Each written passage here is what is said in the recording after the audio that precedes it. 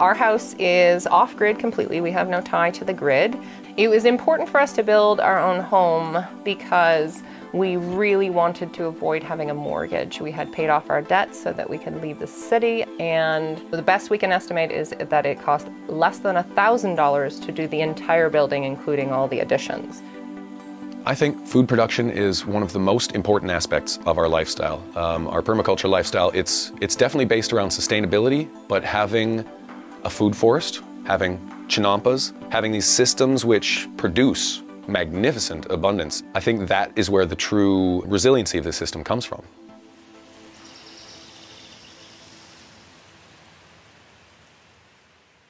We have been living in the home since 2009. So originally it was Bryce and I living here when we built it, and then 6 years ago we had our first daughter, and then 3.5 years ago we had a second.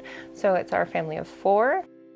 Primarily the house is made out of cob, which is an amalgam of clay and sand and straw. It's dug by hand and mixed by foot and applied by hand. And then most of the structural components holding up the roof are timber. In the original building, it's conventional lumber. And then in all the subsequent additions, it has been timber that we've harvested from the property. We have solar panels that currently provide all of the power that we're using. It's enough for most of our household use, including like a cell phone and laptop and whatnot. We're just coming into the phase where we can have a proper freezer on the solar that we have. We do have a wind turbine, but unfortunately we've had issues with it, and being 60 feet in the air, you're not so inclined to go up and fix it when it's broken. The water, we have a small well in the yard that I dug a number of years ago by hand, and it's got just an electric pump, but I'm actually currently in a process of making a new well, which is closer to the house and can therefore be winterized in, and that will just be on tap with the solar power to facilitate it. But we also have rain barrels that are gravity fed for the hand wash water in the various bathrooms. The idea is to have a highly affordable lifestyle. And of course, it's not cost-free. We have a cell phone and we pay for our animal feeds to be imported and these sorts of things. But we try to keep it as minimal cost as possible. We do as much as we possibly can for ourselves, produce for ourselves as much as we can. Before COVID, we did a lot of agritourism catering, so I'd say that was our main niche. And yeah, Misty and I were both trained as chefs in the city. I work on a local agribusiness farm, sort of seasonal, but that's been slow this year. But thanks to COVID cash, thanks to child benefits, really makes it comfortable. By not having a car, and this is a lot of people comment on that because I think a car is sort of expected in the North American mentality. Well, we have taxi cabs in the local town and they're readily available, generally within half an hour. We only need to go to town once a month. So saving the money on the car, you know, it was culturally, that was a shift for us in the early days. But now that we've done it, now that we've accustomed to it, and honestly, as time has gone by, society has become more cooperative between the deliveries from the city and all these sorts of things.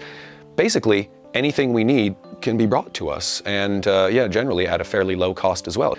And then of course, you know, the home. You know, our home is predominantly made of earth. If we want to fix our home, generally, I do so with a shovel. So I go out, I get some earth, I take the time to stomp it, I prepare it into the right form, and then I pack it into the place, and my home is back to normal. A little bit of dirt cleans up everything. So yeah, these are our gray clay pits. This is where we get the gray clay from. We basically just take the topsoil off of the wetland and put it aside. We use the topsoil for our planting. It's fantastic. This is clay. This stuff is under the ground everywhere in Ontario. If you can take your clay and mix it all together, get it splooshed, and basically make a tube that holds that form, if you can do that, you can build a house. And that's amazing. So like, these are the tests. You do this. You make a patty sticks. You got good clay. I just showed you the roll test. You do a ball.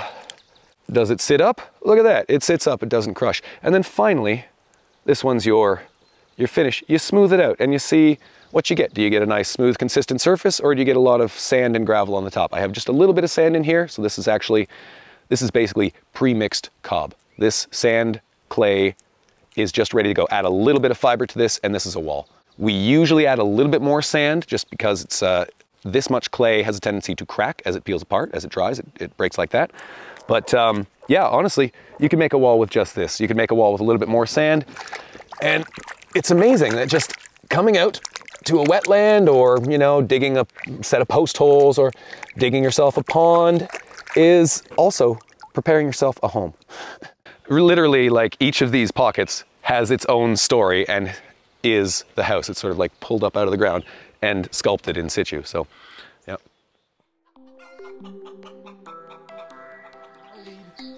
We homestead, but our property is a wetland, so we don't have very much actually arable acreage. We couldn't do a conventional farm in the old way of doing things. But our lifestyle is geared towards staying in place and building value in this place. What we're trying to do is to produce as much of our needs as possible on the property, and then when we need to purchase outside of the property, we look for local and artisanal, and when we can't find that, then we move into the normal commercial realm. So we still purchase groceries from the grocery store, but we also get local deliveries from local businesses, from in-season produce and things like that. And every year we expand more and can do more with what we produce here. Over the years, we have done pigs and cows for meat. We don't eat very much meat anymore, so we don't produce them anymore. We now keep a small dairy herd, a cow and a bull, for milk, cheeses and yogurts and all kinds of lovely cultured products. We keep horses, mostly for the biomass generation, but also we work with them and they help us in the farming, and we do hope to be more self-sufficient in travel because we don't own a motorized vehicle. We have a team of horses that we hope, once we can get a proper cart, will be our vehicle. We also keep chickens and ducks for eggs and occasionally meat. We grow a lot of fruit. We have a number of trees. I think food production is one of the most important aspects of our lifestyle. Our permaculture lifestyle, it's definitely based around sustainability, but having a food forest, having chinampas, having these systems which produce magnificent abundance, I think that is where the true resiliency of the system comes from. Our food forest, it's a very small example, and it's sort of cobbled together as affordably as we possibly could for the last 12 years. And this is just many, many different plants all planted together. They stand over top of each other, they overlap each other, but in doing so, they keep each other moist, they keep each other shaded, they give each other a little bit of protection from the wind, they help each other to grow up. There's very little labor involved, so it means that you get to focus a lot more of your time on harvest. So we are eating from our food forest as early as late April, early May every year. That continues on well into November and December in some years. I firmly believe that food forests are going to be the salvation of mankind. They're going to remedy many of the problems that are going on in agriculture these days. We learned about chinampas years ago. The term chinampas is from Mexico. They basically found that you could cut down twigs and straw and all sorts of things, lay it down in a wetland space and put straw on top of that and then soil on top of that, and you can grow in that soil.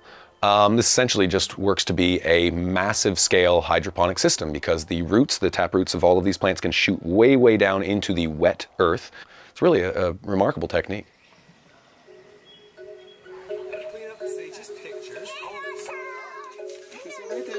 We also homeschool, and it's been really a wonderful experience to be able to do building with our children so that they can be empowered and know what it's like. And cob is wonderfully accessible to children. It's something that they can totally do, and I expect when they're 10 or 11, a little bit stronger, they could build their own building if they wanted to.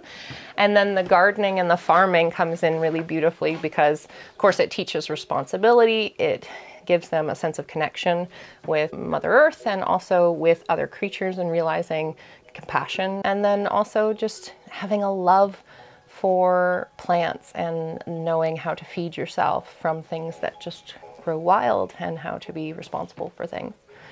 So that is the majority of our homeschooling. We also, do math and reading and stuff like that. But in the sort of unschooling style, we like to let life teach us what is important to life by doing it. And so I like to call it life immersion schooling, where we just immerse ourselves in real living and they learn from that experience. Well, this is our cob house. We've lived in it for 12 years now. We started with this part of the house, which was a 2-story, 10 by 10, sort of a bunkie. And we had our whole life in it, just living room, kitchen, and a bedroom above as a sleeping loft, and that was great. We had, beside that, we also had a sauna shower room and a separate outhouse. And we found, just because we're in Ontario and we have substantial winters, that it was really inefficient in fuel to heat the sauna separate from the house. So as our needs grew and we lived in the house, we started to add a mud room on and added this covered porch, and the covered porch eventually got filled in with windows.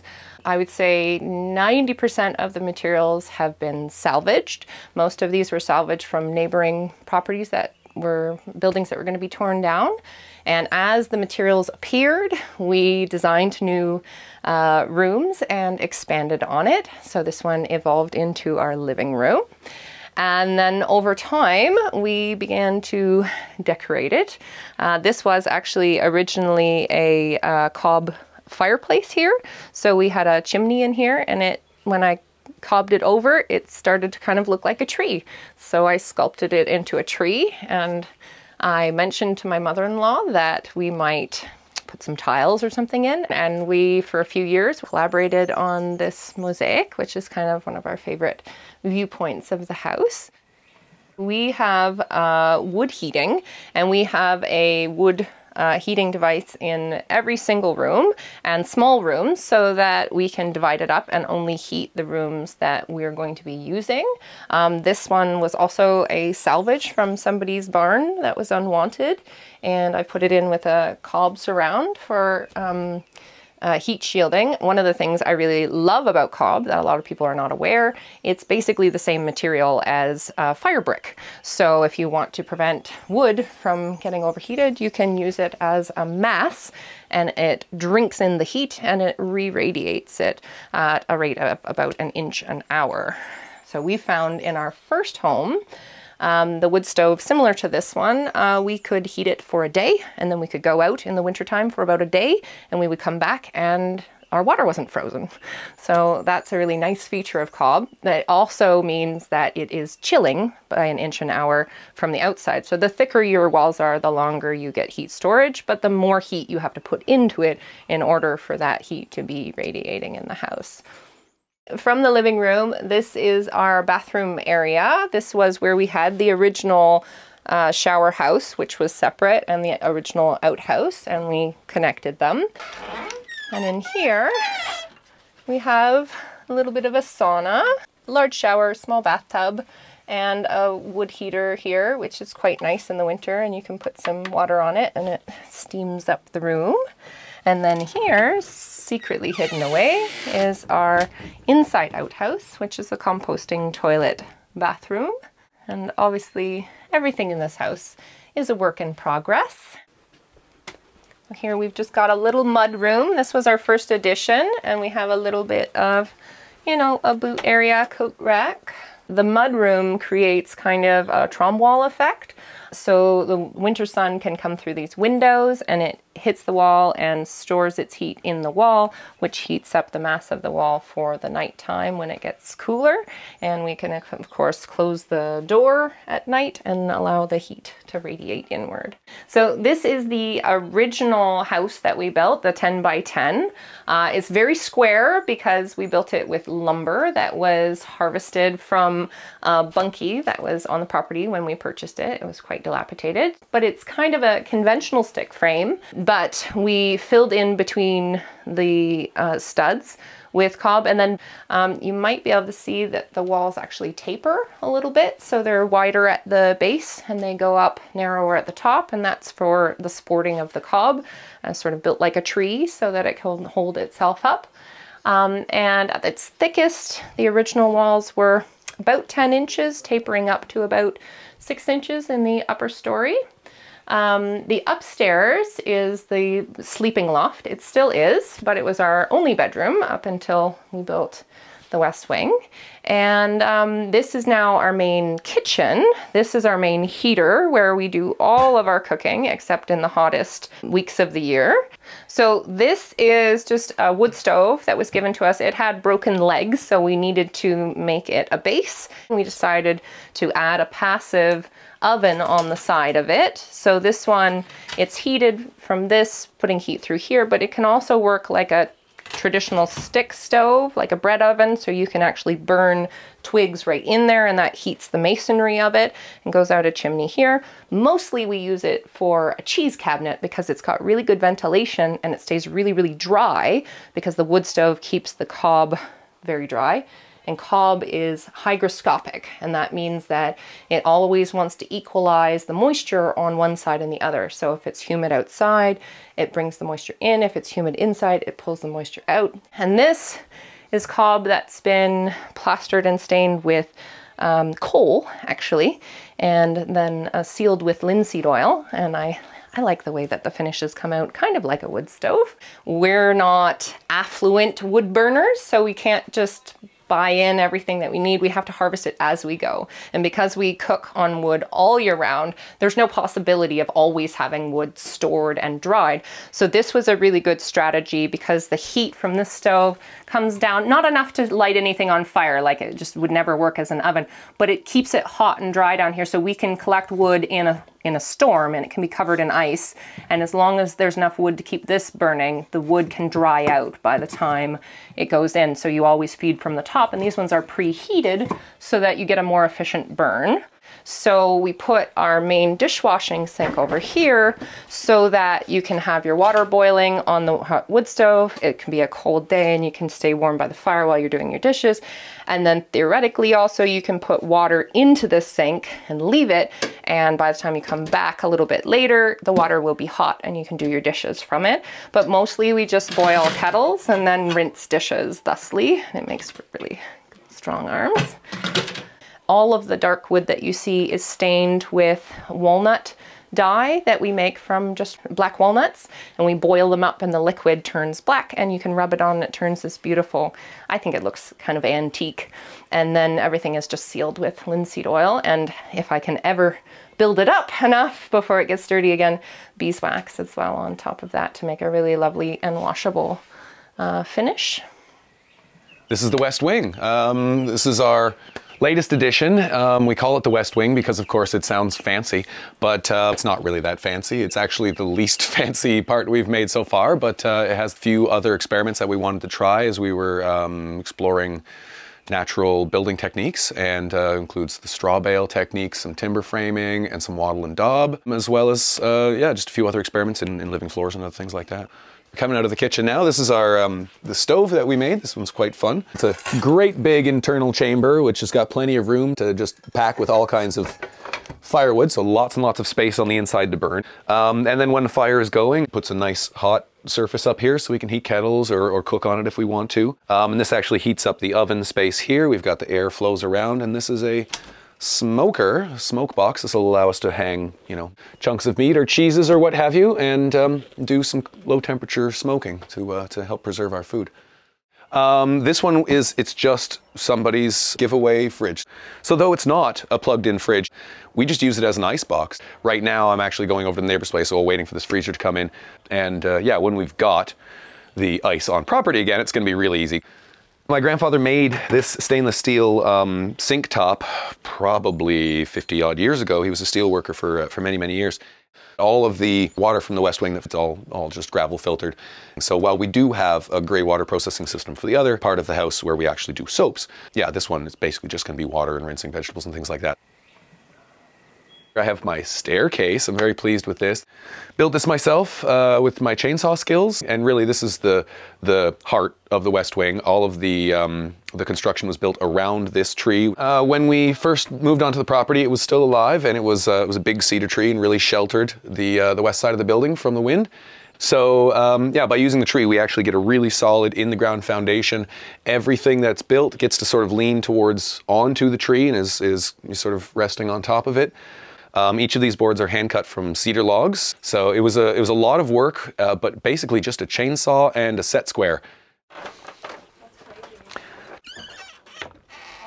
This is my daughter's room. We're very pleased about the plaster on the walls. This is an ongoing process. This whole wall, the whole west side of the building and up here is a straw bale wall. So this was our experiment in straw bale. We wanted to get the benefits of the mitigation of the west wind and the thermal absorption of the straw bale. Yeah, in the process we found it's a really fast way to put up a natural building, because you can essentially, once the building frame is up, the straw bale goes in as an infill, and you immediately get, you know, 18-inch thick walls. They go up super fast. You're insulated right away.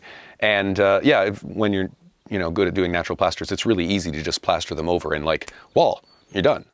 This is our bedroom, so this is where we sleep, especially in the summertime. But yeah, while over the winter, it's much easier to sleep in the 10 by 10 because it's very, very cozy.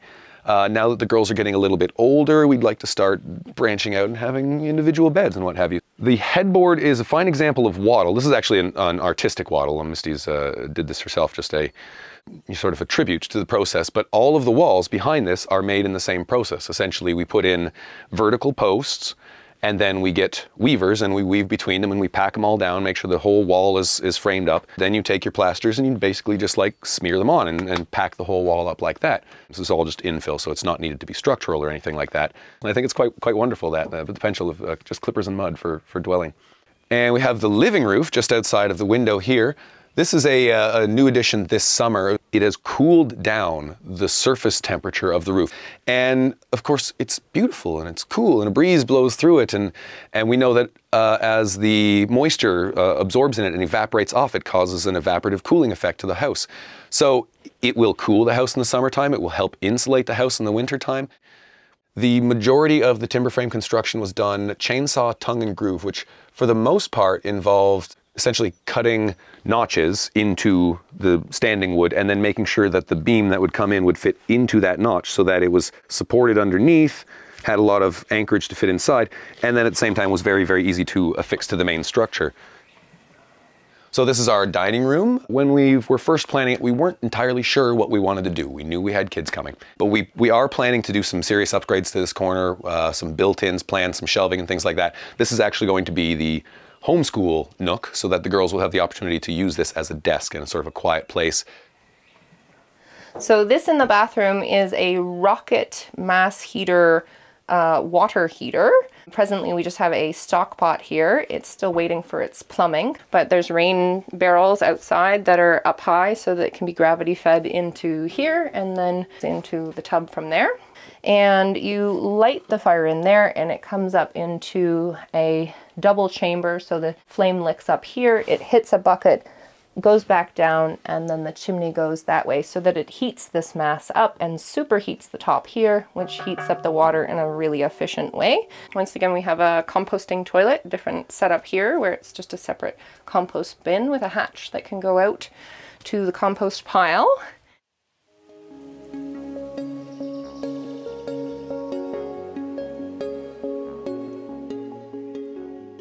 The best we can estimate is that it cost less than $1,000 to do the entire building, including all the additions. The original building cost us about $400, and then from there, all we've purchased is new lumber for the floors and the roof and nails. And that obviously is substantially less than a conventional build, but the windows and the roofing and things that we could not harvest from the wild have all been from reclaimed, recycled things, mostly from buildings that we helped other people take down, but also as you begin to explore a natural building, people with barns love to hear about that and they want you to come and clean their barns out. So this is a beautiful tapestry of many of our neighbors and friends who have just contributed things that they didn't want and have gone into our home, which is really nice. For about 10 years, there were no challenges at all. We had really good feedback from our community, and everyone would just come and find us here and see it and think, oh, how cool. But a couple years ago, I wrote an article about our house, and that subsequently brought attention from our municipality, and they took issue with the fact that it was unpermitted, and that was the only issue. But the biggest challenge was that there was a really strong barrier to communication between the government and ourselves. And that is a challenge for me because I really appreciate openness, and we've done a lot of research and we have a lot of very well-informed positions on this, and we really would like it to be a conversation that's held in the open so that people who are wanting to do this, which is a lot of people, have an avenue to do so. So I think that there could be written into the building code some provision for an artisanal building, or a building that is exclusively intended for home use and not for resale and things of that nature. And I also think that there's a lot more opportunity for education, because building is not hard. It's been mystified, I think, for profit, but it isn't hard, and our ancestors have always done it, and around the world people continue to do it all the time, and it's important. So yeah, there are definitely challenges to this lifestyle. There's no two ways about that. Like everything you do yourself. So like, I have to milk that cow twice a day. I cannot take any time off. Must be done. Have to make sure the horses get fed 3 times a day. I cannot miss that. Other real negatives, I mean, the lack of convenience. I mean, I acknowledge that there are many things, many conveniences that our culture and society and science have come up with over the years that we do not have. A laundry machine, for example, is a spectacular example of a very convenient device. We don't have that. We have to dance in our laundry and actually wring it out. So, I mean, most of the complaints that I have are along these lines. It's sort of like, it takes time to do things. But at the same time, you have the time. Through permaculture and, you know, lots of time to think and consider the ramifications, we have discovered that a sustainable lifestyle is absolutely 100% possible for a human being. A free lifestyle based on the earth is not this crazy fantasy. It's a very real thing.